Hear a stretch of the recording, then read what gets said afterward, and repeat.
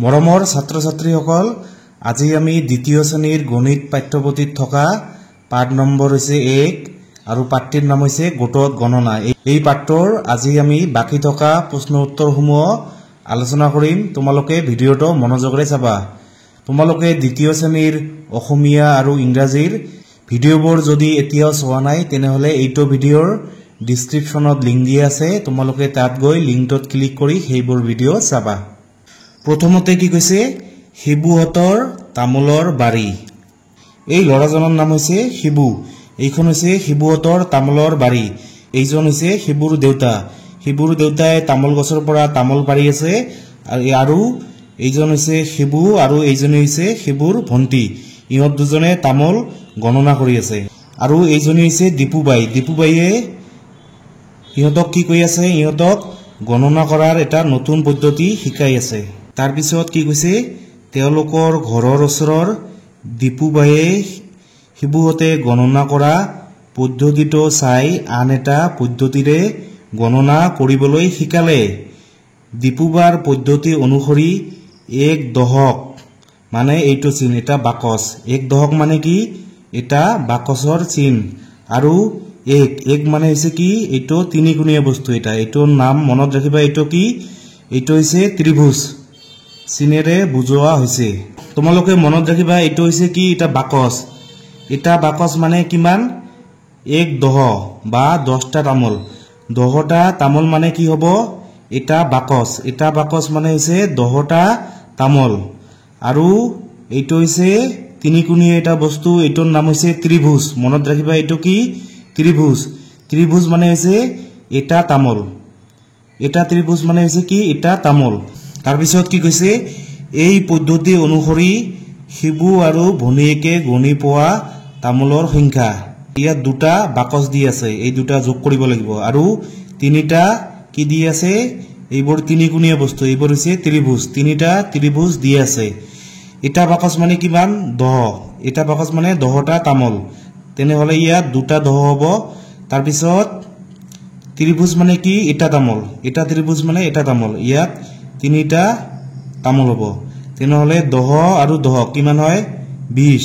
তাৰপিছত ইয়াত এটা 21, তাৰপিছত 22, 23, 20 আৰু 3 কিমান হ'ব, 23। বেলুন চাই গণনা কৰি লিখো আহা। ইয়াত এটা বেলুন আছে, ইয়াত এটা বেলুন আছে আৰু ইয়াত এটা বেলুন আছে। ইয়াত কেইটা বেলুন আছে, ইয়াত 3টা বেলুন আছে। মানে 3 1, এটা এটা এটা মানে 3টা 1 কিমান হ'ব, 3টা 1 3। তাৰপিছত ইয়াত এটা বেলুন আছে, ইয়াত এটা আছে, ইয়াত এটা বেলুন আছে, ইয়াত এটা আছে আৰু ইয়াত এটা আছে। কেইটা আছে, এটা 2টা 3টা 4টা 5টা। ইয়াত কি 5টা 1 আছে। 5টা 1 কি হয়, 5। তাৰপিছত ইয়াত এটা বেলুন, ইয়াত এটা, ইয়াত এটা, ইয়াত এটা, ইয়াত এটা আৰু ইয়াত এটা। কেইটা আছে বেলুন, এটা 2টা 3 4 5 6। মানে 1 কেইটা আছে, ইয়াত 6টা 1 আছে। 6টা 1 কি হয়, 6। ইয়াত আছে কি 9টা 1 আছে। মানে 9টা বেলুন আছে। 9টা 1, 9টা 1 9 1 কি হয়, 9। তাৰপিছত কি কৈছে তলৰ বেলুনবোৰ গণনা কৰি লিখা। ইয়াত তোমালোকক বেলুন দিছে, বেলুনৰ থোপ দিছে। তোমালোকে এইবোৰ গণনা কৰিব লাগিব। এটা বেলুনৰ থোপত কেইটা বেলুন আছে, 10টা বেলুন আছে। এটা থোপ মানে 10টা বেলুন। এটা থোকত বেলুন আছে, থোকত 10টাকৈ বেলুন আছে। তেনেহলে ইয়াত কেইটা হ'ব, ইয়াত 10টা আছে, ইয়াত 10 মানে 2 10। 10 কেইটা আছে, ইয়াত 2টা 10। 2 10 কিমান হ'ব, 20। তাৰপিছত ইয়াত 10 কেইটা আছে, এটা থোকত 10টাকৈ বেলুন আছে। তেনেহলে ইয়াত এটা 10 আছে, ইয়াত এটা 10 আছে, ইয়াত এটা 10 আছে, ইয়াত এটা 10 আছে। এটা 2টা 3টা 4 মানে 4টা 10 কিমান হ'ব, 40। তাৰপিছত ইয়াত তেনেকৈ ইয়াত কি 6টা 10 আছে। এটা 2টা 3 4 5 6 কি 6 10 কিমান হয়, 60। তাৰপিছত ইয়াত কেইটা আছে, ইয়াত 10 আছে, এটা 2টা 3 4 5 6 7। কেইটা 10 আছে, 7টা 10 আছে। মানে 7টা 10 কিমান হ'ব, 70। তাৰপিছত ইয়াত আছে 3টা 10। 3 10 কিমান হয়, 30। তাৰপিছত কি কৈছে চিনবোৰ ব্যৱহাৰ কৰি তলৰ তালিকাখন পূৰ কৰো আহা। তোমালোকে এটা কথা মনত ৰাখিবা, এইটো হৈছে বাকচ। এটা বাকচ, বাকচৰ চিন আছে।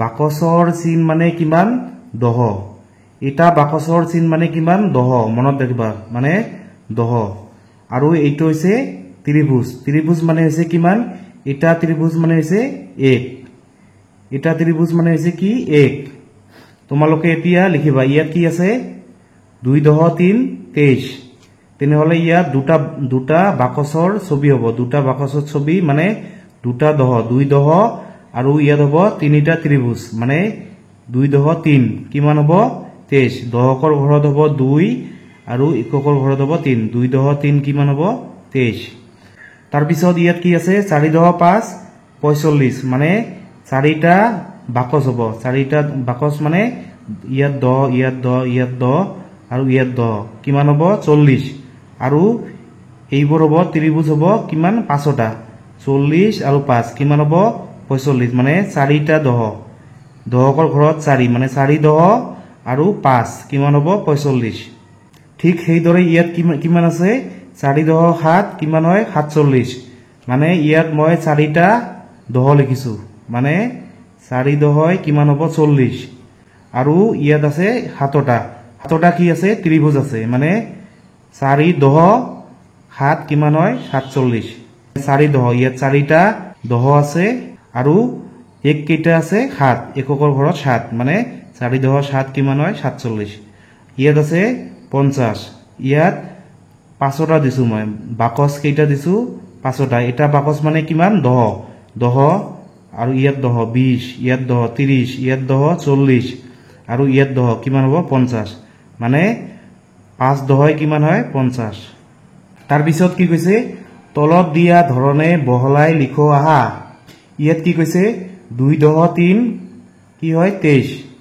2 দহ 3 ইয়াত বহলাই লিখিছে ইয়াত হ'ব 3 দহ 2 কিমান হয় 32 3 দহ 2 কি হয় 32 তাৰ পিছত এইটো হৈছে কি 6 দহ 4 কি হয় 64 6 দহ 4 কিমান হয় 64 তোমালোকে এনেকৈ লিখিবা তাৰ পিছত ইয়াত কি কৈছে তলত দিয়া ধৰণে লিখো আহা 4 দহ 6 মানে চাৰিটা দহ আৰু 6 কিমান হয় 46 ইয়াত আছে 3 দহ কিমান হয় 30 মানে তিনিটা দহ কিমান হয় 30 ইয়াত 5 দহ 3 মানে পাঁচটা দহ আছে আৰু 3 5 দহ 3 কিমান হ'ব 53 তাৰ পিছত কি কৈছে তুলনা কৰো আহা শিবুহতৰ ঘৰৰ অমৰাজোপা থোপা থোপে লাগিছে শিবুৰ দেউতাকে অমৰাবোৰ বজাৰত বিক্ৰী কৰিবলৈ নিব এইজন হৈছে শিবুৰ দেউতা এইজন হৈছে শিবু এইজন হৈছে শিবুৰ ভন্টি শিবুৰ দেউতাকে অমৰা পাৰি আছে আৰু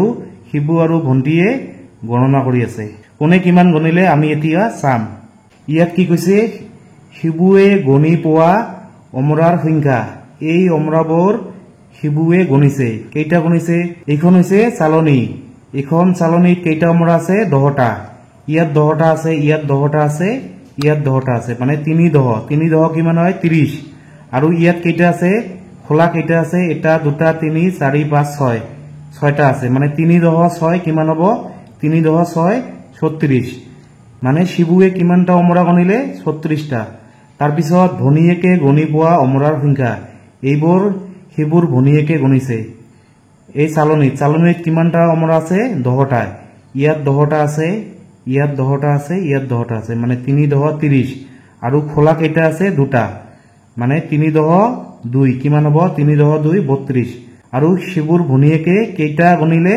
32টা শিবুৱে কিমানটা অমৰা গণিছিল 36টা 3 দহ 6 কিমান হয় 36 আৰু শিবুৰ ভনীয়ে কেইটা অমৰা গোটাইছিল 3 দহ 2 কিমান হয় 32টা ইয়াত লিখিছো মই 3 দহ 6 36 আৰু শিবুৰ ভনীয়েকে কেইটা অমৰা গণিছিল 3 দহ 2 কিমান 32 ইয়াত দহকৰ ঘৰত 3 আছে ইয়াতো দহকৰ ঘৰত 3 আছে ইয়াত এককৰ ঘৰত কিমান আছে 6 আৰু ইয়াত এককৰ ঘৰত কিমান আছে 2 মানে যেহেতু 6 টো 2তকৈ ডাঙৰ সেই কাৰণে 3 দহ 6 36 3 দহ 2 32তকৈ ডাঙৰ হ'ব ইয়াত এককৰ ঘৰত কিমানটা আছে 6 আছে আৰু ইয়াত 2 আছে যেহেতু 6 টো 2তকৈ ডাঙৰ গতিকে শিবুৱে বেছি অমৰা গণিছিল তাৰ পিছত কি কৈছে প্ৰতিটো জোৰৰ ডাঙৰ সংখ্যাটোত ঘেৰ দিও আহা ক নম্বৰটো কি কৈছে ইয়াত আছে 2.6 26 আৰু 3.7 37 ইয়াত আছে 2 আৰু ইয়াত আছে 3 মানে এই তেনেহলে এই 37 টো কি হ'ব ডাঙৰ হ'ব তাৰ পিছত খ নম্বৰটো কি কৈছে 3.2 32 আৰু ইয়াত 3.4 34 ইয়াত 3.4 34 টো হ'ব ডাঙৰ তাৰ পিছত গ নম্বৰটো কি কৈছে 3.8 38 আৰু 4.7 কিমান হয় 47 ইয়াত 3 আছে ইয়াত 4টা 10 আছে তেনেহলে এইটো ডাঙৰ হ'ব 4.7 47 তাৰ পিছত ঘ নম্বৰটো ইয়াত 2.3 23 আৰু ইয়াত 3.3 কিমান হয় 33 ইয়াত দুটা 10 আছে 2 আৰু ইয়াত আছে 3 এইটো ডাঙৰ হ'ব এইটো তোমালোকে গোল দিবা তাৰ পিছত উ নম্বৰ 4 কিমান হয় 40 আৰু ইয়াত আছে 3 কিমান হয় 30 ইয়াত আছে 3 আৰু ইয়াত আছে 4 তেনেহলে এইটো ডাঙৰ হ'ব এইটো তোমালোকে গোল দিবা তাৰ পিছত প্ৰথম নম্বৰ কি কৈছে 5.7 কি হয় 57 আৰু 3.1 কি হয় 31 ইয়াত 5 আছে আৰু ইয়াত 3 আছে এইটো ডাঙৰ হ'ব 5 এইটো তোমালোকে গোল দিবা তাৰ পিছত কি কৈছে প্ৰতিটো জোৰৰ সৰু সংখ্যাটোত ঘেৰ দিও আহা ক নম্বৰটো কি কৈছে 2.5 25 আৰু ইয়াত কিমান আছে 3.3 33 ইয়াত 2 আছে আৰু ইয়াত 3 আছে তেনেহলে এইটো সৰু হ'ব এইটো তোমালোকে গোল দিবা তাৰ পিছত খ নম্বৰটো কি কৈছে 3.3 33 আৰু 3.1 কি হয় 31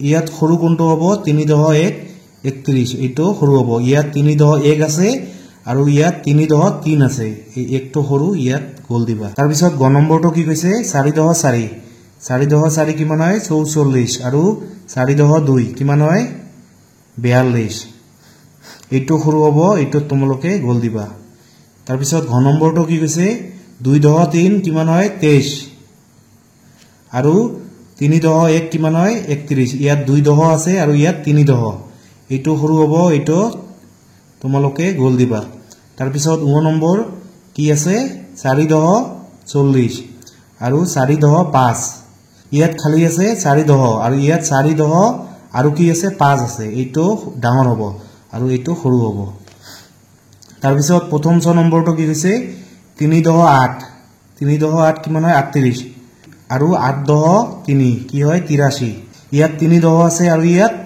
8 আছে এইটো ডাঙৰ হ'ব আৰু এইটো সৰু হ'ব এইটো তোমালোকে গোল দিবা সৰুটোত গোল দিবা উত্তৰ লিখো আহা ক নম্বৰটো কি কৈছে 2.9 কিমান হয় 29তকৈ সৰু সংখ্যা এটা লিখা 29তকৈ সৰু সংখ্যা হ'ব 2.5 25 এটা লিখিব কৈছে মই এটা লিখিছো কিন্তু এইবোৰ লিখলে হ'ব 2.8 28 2.7 27 2.20 তাৰ পিছত খ নম্বৰটো কি কৈছে 4.5 45তকৈ ডাঙৰ সংখ্যা এটা লিখা 45তকৈ ডাঙৰ বহুতো সংখ্যা আছে যেহেতু এটা লিখিব কৈছে মই 50 লিখিছো 45তকৈ ডাঙৰ কি হ'ব 50 এইবিলাক হ'ব কি 4.6 46 4.8 48 5.2 কিমান হয় 52 6.7 এইবিলাকো মানে 45তকৈ ডাঙৰ আৰু বহুতো আছে তাৰ পিছত গ নম্বৰটো কি কৈছে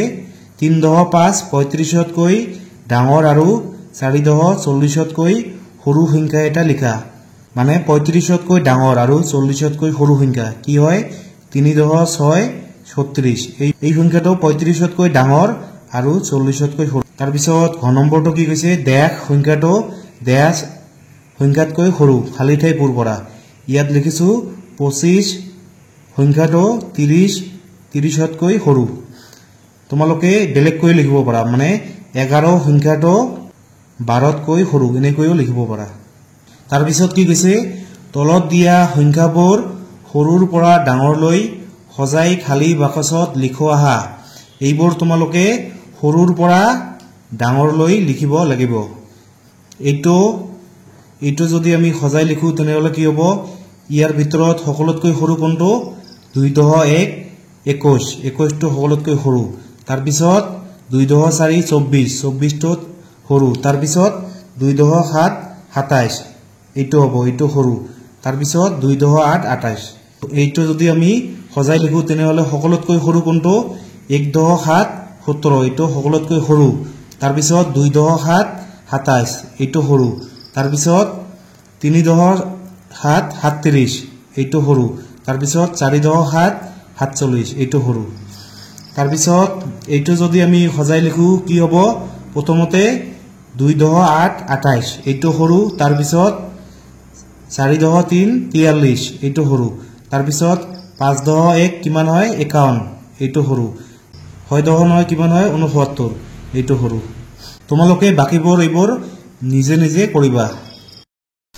তাৰপিছত কি কৈছে সংখ্যাৰ সৈতে খেলো আহা মই কোন ক নম্বৰ কি কৈছে মই দুটা অংক বিশিষ্ট আটাইতকৈ ডাঙৰ সংখ্যা এটো কি হ'ব 9.9 99 ইয়াত চোৱাচোন 9.9 কি 99 99 টো দুটা সংখ্যা থকা আটাইতকৈ ডাঙৰ সংখ্যা 99 ৰ পিছত কি হয় 100 হয় 100ত কি আছে এটা দুটা তিনিটা সংখ্যা আছে সেই কাৰণে এটো কি হ'ব 99 টো আটাইতকৈ ডাঙৰ তাৰ পিছত খ নম্বৰটো কি কৈছে মই দুটা অংক বিশিষ্ট আটাইতকৈ ডাঙৰ সংখ্যা যাৰ অংক কেইটাৰ পুনৰাবৃত্তি নহয় এটো কি হ'ব 9.8 98 তাৰ পিছত গ নম্বৰটো কি কৈছে মই দুটা অংক বিশিষ্ট আটাইতকৈ ডাঙৰ সংখ্যা যাৰ এককৰ স্থানত 5 আছে এটো হৈছে এককৰ ঘৰ এটো হৈছে দহকৰ ঘৰ এককৰ ঘৰত কি 5 আৰু দহকৰ ঘৰত 9 এটো কি হ'ব 95 এটো হৈছে মানে এককৰ স্থানত 5 থকা এটো হৈছে আটাইতকৈ ডাঙৰ সংখ্যা